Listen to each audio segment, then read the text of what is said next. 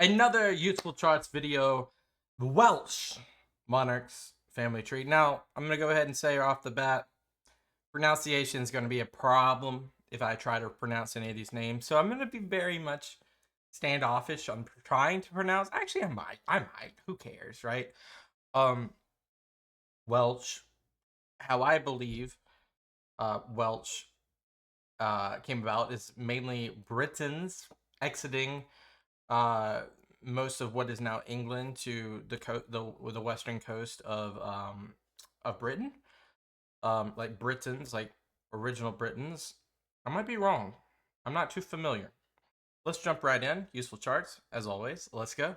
Hi, my name is Jack Rackham, and today I'm going to show you a family tree consisting of several important Welsh monarchs, kings and princes who ruled in Wales back when Wales was made up of several small independent kingdoms. Nowadays, of course, Wales is part of the United Kingdom, and the title Prince of Wales is held by Charles, the heir apparent of Queen Elizabeth. Yep. However, before the English took the title in 1301, it was in fact used by several Welsh monarchs. So, who was the original Prince of Wales? Well, that's what we're going to find out.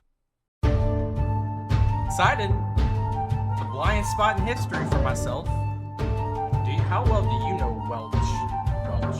Welsh? I'm gonna get flamed. Welsh.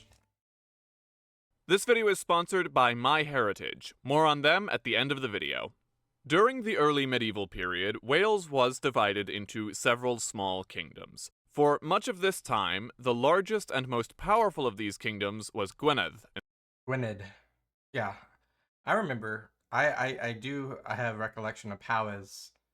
That's how you say it, and Gwynedd. In the north. You may recognize this name as it is the origin of the name Gwynedd, as in Gwyneth Paltrow. Anyhow, the kingdom of Gwynedd was founded in the 5th century by a man named Cynydda. According to tradition, Cynydda was the grandson of a high-ranking Roman official who... Remember, circa 450? So right around the Roman exit of the mainland, who served during the final days of Rome's governance in the area just north of Hadrian's Wall. Now, whether this individual was actually a Roman or a local chieftain who was given a Roman rank is unknown, but what we do know is that at some point after the Romans left, his grandson Cynydda landed in North Wales with a group of warriors to help defend the area against the Irish. And it seems they decided to stay because soon thereafter, the area transformed into the kingdom of Gwynedd, with Cynydda as its first king. Okay. There are very few historical records for what happened during the next several hundred years, which is why the term the Dark Ages is so often used. However, one of Cynydda's early descendants was supposedly Saint David, now considered to be the patron saint of all Wales. The festival of St. David, which always falls on March the 1st, is celebrated as the national holiday for the Welsh people. Okay, we learned something new. The next king I'd like to point out is Cadwallon, who reigned from 625 to 634. I actually remember reading about him briefly, very briefly, in the Anglo-Saxon history book. He was mentioned several times during our video on the Anglo-Saxon monarchs. As a child, Cadwallon grew up with Edwin, the future king of Deira and Bernicia, who had ended up in Wales as an exile. But later in life, when they both ended up as kings, Cadwallon and Edwin became enemies, with Cadwallon eventually allying with the pagan king Penda of Mercia. He was that guy. He was scary. Killing Edwin in battle. But Edwin got his posthumous revenge when his nephew Oswald managed to kill Cadwallon in battle just 2 years later. It is perhaps Cadwallon's son Cadwaladr who perhaps had the greater impact on Welsh history, though, for the simple fact that it was his emblem, that of a red dragon, that ended up becoming the national symbol of Interesting, okay. Wales, appearing on the Welsh flag on top of green and white stripes. Eventually, the male line descendants of Cynydda died out, and the throne ended up in the hands of Mervyn Vrych, whose mother was the daughter of a previous king. He is notable for being the father of Rhodri the Great, one of the most famous kings in all of Welsh history. Rhodri was a contemporary of 2 other great British kings, Alfred the Great in England and Kenneth MacAlpin in Scotland. Like Alfred and Kenneth, Rhodri ruled during a time when the many small kingdoms on the island of Great Britain were starting to merge together to form larger kingdoms. So, for example, it was during the reign of Alfred the Great that the various Anglo-Saxon kingdoms finally merged into what would eventually be called England. Yep. And it was during the reign of Kenneth MacAlpin that the kingdom of the Picts merged with the kingdom of Dalriada, Scotland, into what would eventually be called Scotland. Initially, it seemed that Wales might follow a similar trajectory. Through his mother, Rhodri had a claim to the nearby kingdom of Powys, and through his wife, he had a claim to the kingdom of Saesalog as well. Thus, Rhodri ended up controlling more of Wales than any other Welsh king up to that point. In fact, later chroniclers would refer to him as being the King of Wales, although no such entity known as the Kingdom of Wales ever really existed. Unlike in England, maybe it's more like of the Welsh, you know? England and Scotland, the road to unification was short-lived. After Rhodri's death, his lands were divided among his sons, and over the next few centuries there was lots of internal fighting with the various thrones passing back and forth between many different families. However, two main dynasties dominated. These were the House of Aberfraw in the north, and the House of Dynevor in the south. Initially, Dynevor was the stronger house, thanks to a grandson of Rhodri known as Hywel, or in English, Hywel the Good. He merged Saesalog with Dyfed to form the kingdom of Deheubarth, which basically meant the kingdom of the south. He also came to rule Gwynedd, and thus ended up ruling a territory even larger than that of his grandfather. Basically, the only area that he did not control was that of Morganwg, which is where the current Welsh capital of Cardiff is located.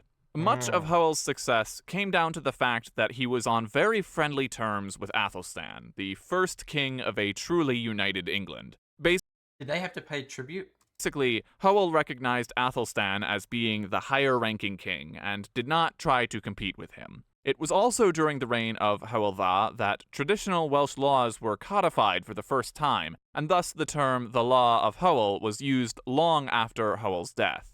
But following Hywel, Wales once again fractured into many pieces, and it wasn't until a century later that a chance for unification rose again. This time it was under a king named Gruffudd ap Llywelyn. You may have noticed Gruffudd ap Llywelyn that many Welsh names on this chart include the word ap. Well, ap simply means son of. So Gruffudd was the son of a man named... Yeah, that makes sense. You look up, it says, well, Llewelyn. Llewelyn was not a member of the House of Dynevor, but his mother was. Through a series of conquests, Gruffudd was able to gain control of every kingdom in Wales, this time even Morganwg. Thus, Gruffudd ap Llywelyn became the first and only person to ever be king of all Wales. So is he the first king of Wales then? Yet again, things fell apart after his death. This was largely due to the arrival of a new player on the scene, the Normans. 3 years after the death of Gruffudd ap Llywelyn, William the Conqueror and his Norman armies arrived. Although they primarily focused their invasion on England, many areas in Wales fell to their control as well. Not to mention... That's surprising because he would go to Scotland too, early on. Ireland. Earlier on this channel, we did a video about the Irish Fitzgerald family. Appearing in that video was a famous Welsh princess named Nest, the daughter of the king of Deheubarth, and thus a member of the House of Dynevor. Initially, she was the mistress of William the Conqueror's son Henry, who would go on to become Henry I. However, she later married a Norman leader named Gerald, and thus it is from her that the Fitzgeralds, i.e. sons of Gerald, descend. Yeah, we'll have to do that video too. That's more like, that's like he said, Irish history.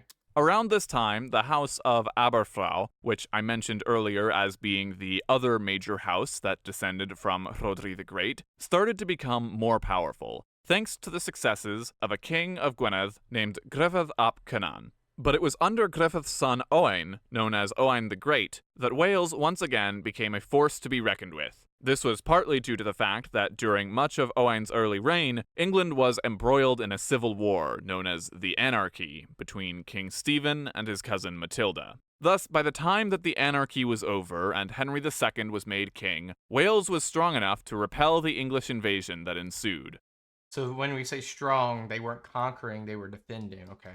One of Owain's allies during the conflict was Lord Rhys, the nephew of Princess Nest and ruler of Deheubarth in the south. It Okay. was somewhere during the rule of these two men that the term Prince of Wales was used for the first time to refer to the dominant ruler in Wales. Okay. Whether Owain was the first Prince of Wales, or whether it was Lord Rhys, or whether it was someone later, is actually up for debate. It sounds like it was Lord Rhys. This is because medieval rulers often used a variety of different titles when signing documents, and how exactly those titles are translated can vary. For example, among the various titles used by Owain the Great were Prince over the British nation, King of Wales, King of the Welsh, and Prince of the Welsh. It should be noted once again that there was never actually a Kingdom of Wales. Technically, Owain was merely the King of Gwynedd, so although he may have used the term King of Wales, he didn't even rule over all of Wales. As mentioned earlier, the one and only Welsh king to actually achieve that feat was Gruffudd ap Llywelyn. After the death of Owain the Great, Gwynedd was eventually divided among his sons. However, it eventually came to be ruled by one of his grandsons, known as Llewelyn the Great. Llewelyn.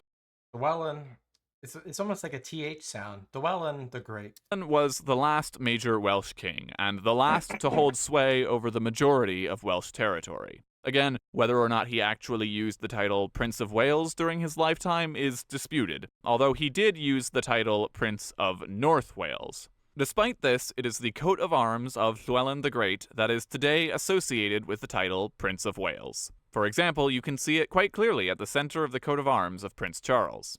Llewelyn married Joan, an illegitimate daughter of King John of England, and with her produced his heir, Dafydd ap Llywelyn. Dafydd definitely did use the title Prince of Wales, so if we're looking for the first definitive person to use the title, Dafydd would be that person.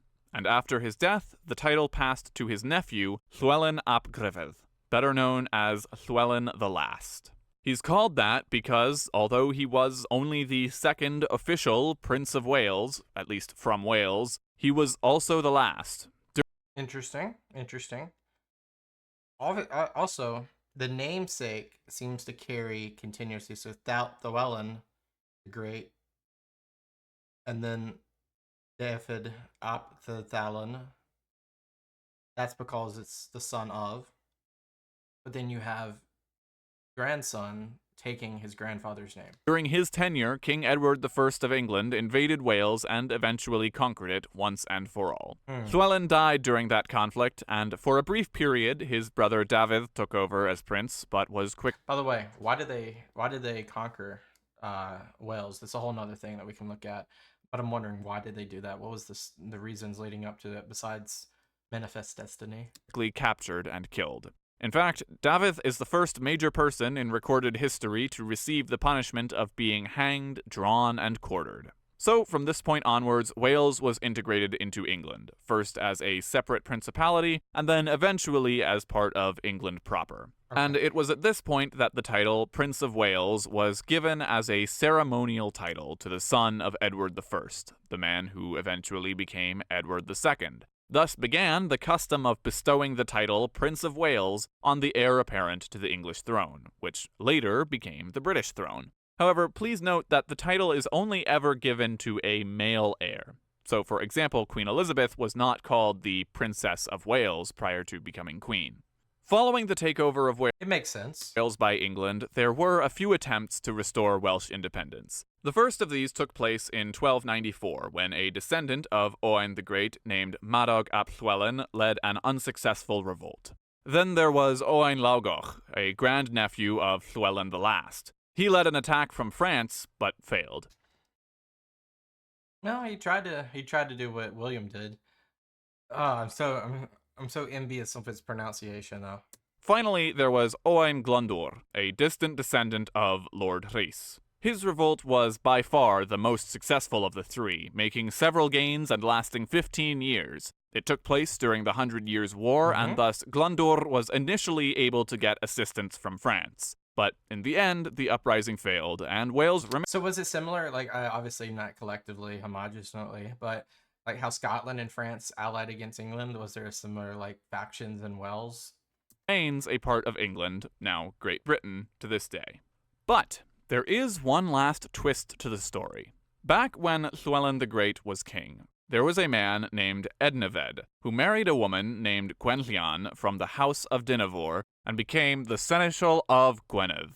A seneschal was a sort of high steward who helped take care of various royal duties on behalf of the king. Gwenllian and Ednyved's son Gorwnwi went on to serve as seneschal as well, this time for Llewelyn the Last. He, in turn, had a son named Tydr. Now, if the name Tydr sounds familiar to you, House of Tudor?